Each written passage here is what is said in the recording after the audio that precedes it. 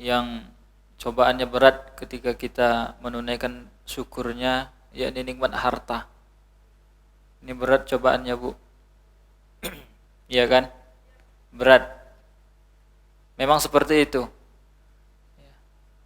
Ketika seseorang ingin bersedekah, itu setan langsung membisikinya takut miskin. Ya, dalam Al-Quran begitu. Jadi setan menghalang-halangi kita untuk bersedekah. Padahal Allah memerintahkan kita untuk memperbanyak sedekah. Tergantung kita mau ngikutin yang mana, ngikutin Allah atau ngikutin bisikan setan. Akan di situ. Jangan sampai nanti kita termasuk ke dalam golongan orang-orang yang Allah sebutkan di dalam surat Al-Munafiqun ayat ke-10. Jangan sampai, Bu. Dan ini banyak orang-orang yang masuk ke dalam golongan ini, makanya Allah sebutkan dalam Al-Quran. Dan ini Allah mengingatkan kita, jangan sampai masuk ke dalam golongan tersebut. Siapa mereka? Apa kata Allah? Wa anfiqu mimma razaqnakum min qabli ay ya'tiya ahadakumul maut. Kemudian fayaqula rabbi laula akhartani ila ajalin qarib fa asaddaqa wa akum minas salihin. Ya, infakkanlah harta yang telah kami anugerahkan kepada kalian sebelum ajal datang kepada kalian. Kemudian akan ada seseorang di antara kalian yang berkata, "Ya Allah, kembalikan aku ke dunia, maka aku akan bersedekah." Artinya orang-orang yang menyesal ketika masa hidupnya diberikan umur panjang, diberikan nikmat harta, titipan oleh Allah Subhanahu wa taala, dia tidak bersedekah. Tiba-tiba mati. Akhirnya kan nyesal, Bu. Dan ketika Allah memerintahkan ayat tentang sedekah, biasanya Allah menyebutkan mimma razaqnahum atau mimma razaqnakum. Apa maknanya? Apa-apa yang kami rezekikan kepada kalian. Jadi harta yang Allah titipkan kepada kita semuanya milik Allah. Allah titipkan kepada kita, bukan hasil usaha kita. Ya kan? Jadi sebanyak apapun harta di rumah ibu sekarang, itu semuanya milik Allah. Ya. Ayatnya seperti itu rata-rata dalam Al-Qur'an. Mimma razaqnahum, mimma razaqnakum. Artinya memang Allah yang memberikan rezeki kepada kalian, kata Allah. Bukan hasil usaha kita, bukan mimma kasabatum, tapi mimma razaqnakum. Ya. Dan ketika Allah berikan titipan harta tersebut kepada kita, dan di situ ada hak orang lain yang kita dipilih sama Allah untuk menjadi agennya lah, kalau bahasa ininya. Ya, jadi orang-orang yang diberikan harta itu dipilih sama Allah untuk jadi agen, supaya dia bisa membantu orang-orang lain yang memang layak dibantu, tapi melalui tangan kita, orang-orang yang tadi Allah titipkan harta, orang-orang pilihan Allah. Sebenarnya Allah yakin, percaya sama mereka, ini hambaku kalau saya kasih harta, kalau saya titipin harta, ini bisa nih, begitu kan, jadi agen untuk bantu-bantu orang lain. Makanya ada orang yang kaya diberikan nikmat harta, semakin hari hartanya semakin banyak. Semakin banyak dia keluarkan, semakin banyak dia bantu orang lain, malah semakin bertambah hartanya. Nah, ini orang-orang yang setelah dia dijadikan agen sama Allah, kontraknya diperpanjang terus sama Allah. Sukses dia jadi agen Allah. Kepercayaan Allah benar-benar ya ditunaikan dengan baik sama dia. Tapi ada juga orang-orang yang ketika dititipkan harta sama Allah, tiba-tiba jatuh bangkrut, Bu.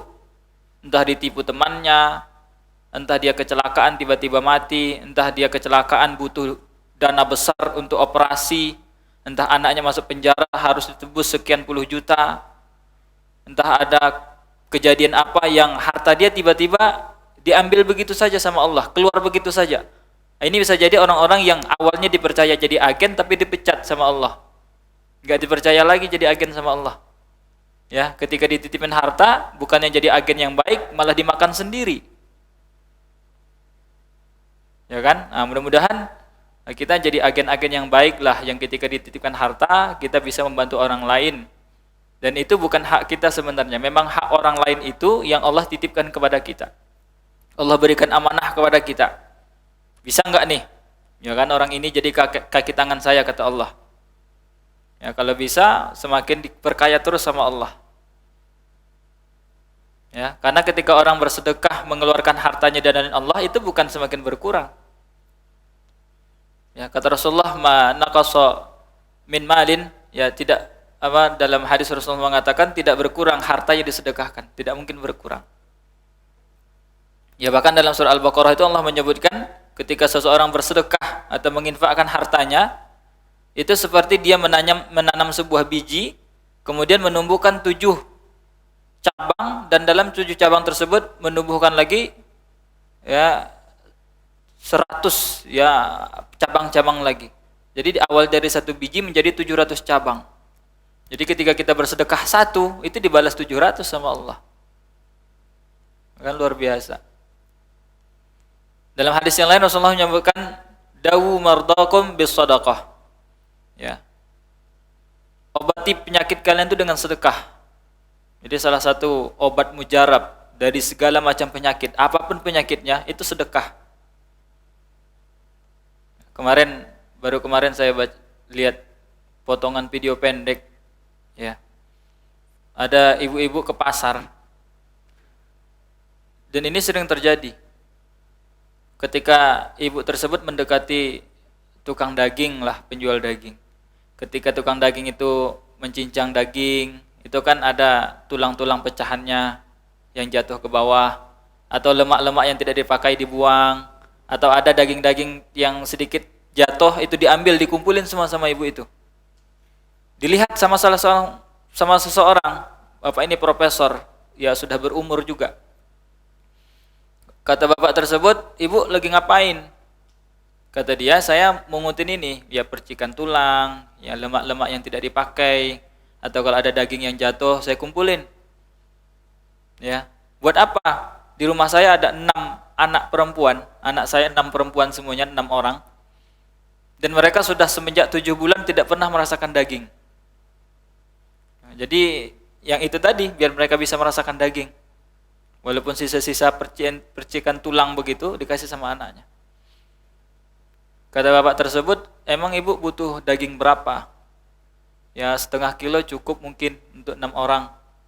Kata profesor itu ngomong ke tukang dagingnya, Pak kasih dia 2 kilo. Dan sejak dari hari ini, ibu ini akan kesini setiap pekannya mengambil daging 2 kilo, bapak kasihkan. Ini saya bayar 1 tahun ke depan. Dibayarkan 1 tahun ke depan, setiap pekan ibu itu harus dapat 2 kilo daging. Ya, sedekah dari profesor tersebut. Singkat cerita, ya profesor ini pulang. Ya, awalnya ibu ini kemudian dia berlutut ke tanah, kemudian dia berdoa. Ya, mudah-mudahan orang ini diberikan keberkahan, diberikan kesehatan selalu oleh Allah Subhanahu Wa Taala. Ya singkat cerita, profesor ini pulang. Ya ngumpul sama teman-temannya, pulang ke rumah. Ya, ketika anaknya bukakan pintu, bapak enggak kayak biasanya. Wajah bapak ceria sekali, ada apa? Kemudian beliau menceritakan kejadian yang tadi. Ya. Besoknya ternyata itu jadwal dia operasi jantung ke London. Ya. Jadwal operasinya yang sudah beberapa waktu yang lalu itu dicek, ternyata beliau ada masalah jantung dan harus operasi besoknya. Kata bapak itu, saya nggak mau operasi karena saya takut nggak bangun lagi, begitu kan? Udah tua. Ya. Enggak, kata keluarganya, bapak harus operasi. Kemudian mereka terbang ke London, ya kan? Ketika sampai ke rumah sakit, ketika mau dioperasi, kata dokternya, bapak cek kembali. Ya, harus ada cek cepat. Ya. Ketika dicek, kok hasilnya beda dari yang kemarin? Yang kemarin ada penyakit di jantungnya, kok sekarang nggak ada? Ini mustahil, kata para dokter. Kemudian minta hasil cek yang lalu. Kemudian dilihat dua-duanya, kok berbeda? Harus cek ulang, cek lagi sekali lagi untuk memastikan. Ya, para dokter tersebut semuanya mengucapkan subhanallah, masya Allah. Ya, apa yang sudah bapak lakukan beberapa hari yang lalu? Ya, dalam beberapa hari yang lalu bapak ngapain? Ada ngelakuin apa? Kata profesor itu nggak ada, kayak biasa aja. Enggak mungkin. Pasti ada sesuatu yang Bapak lakukan. Kemudian beliau menceritakan tentang sedekahnya itu. Ya, ternyata jantungnya, Bu, enggak jadi operasi, sehat utuh seperti semula, yang diberikan oleh Allah Subhanahu wa taala kesehatan atas wasilah sedekahnya tadi itu. Berapa sih daging harganya untuk 1 tahun ke depan, ya, ketika dikali-kalikan, dan berapa kira-kira hasil bayaran operasi jantung? Kan jauh lebih mahal, Bu. Ya kan? Itu disembuhkan oleh Allah Subhanahu wa taala. Makanya benar kata Rasulullah, "Dawu mardakum bisadaqah."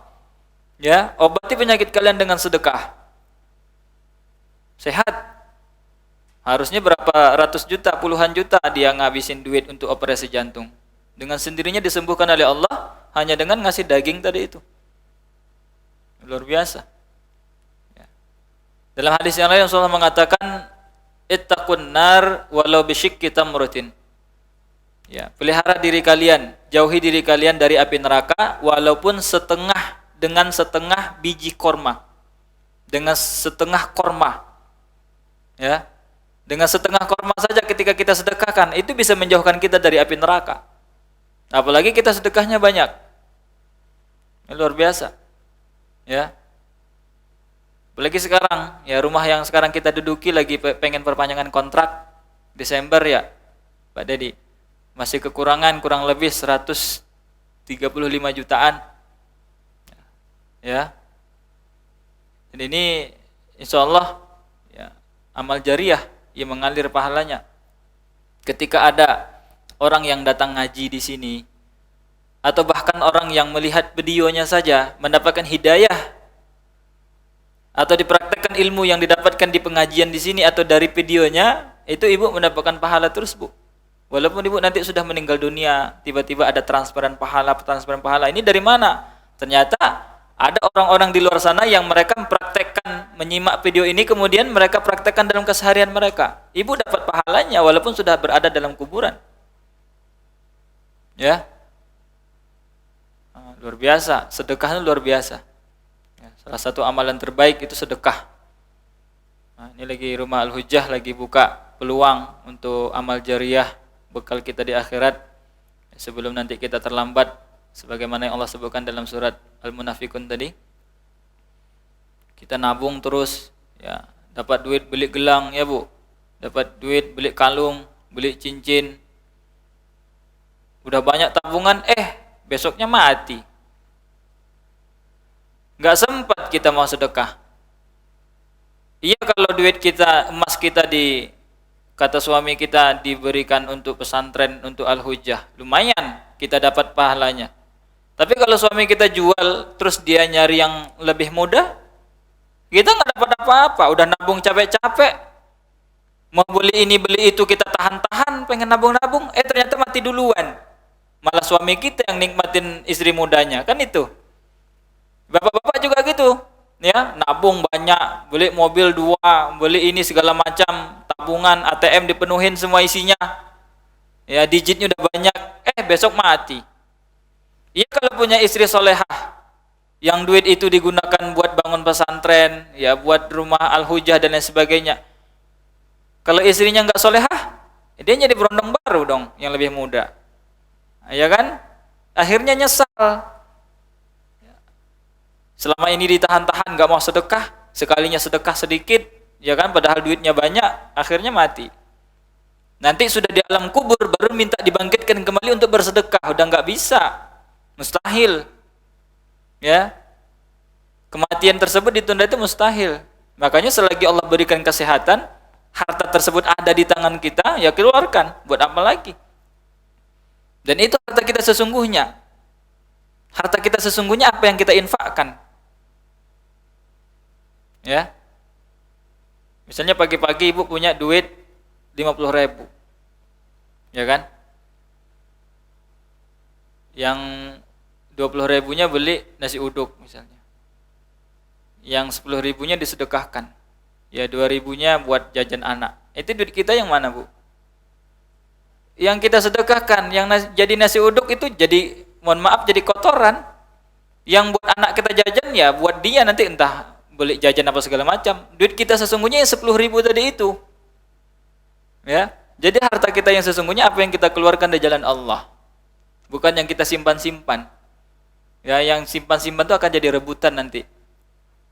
Ya. Jam 12 malam ibu meninggal, itu jam 1-nya mereka udah mulai incar-incar tuh.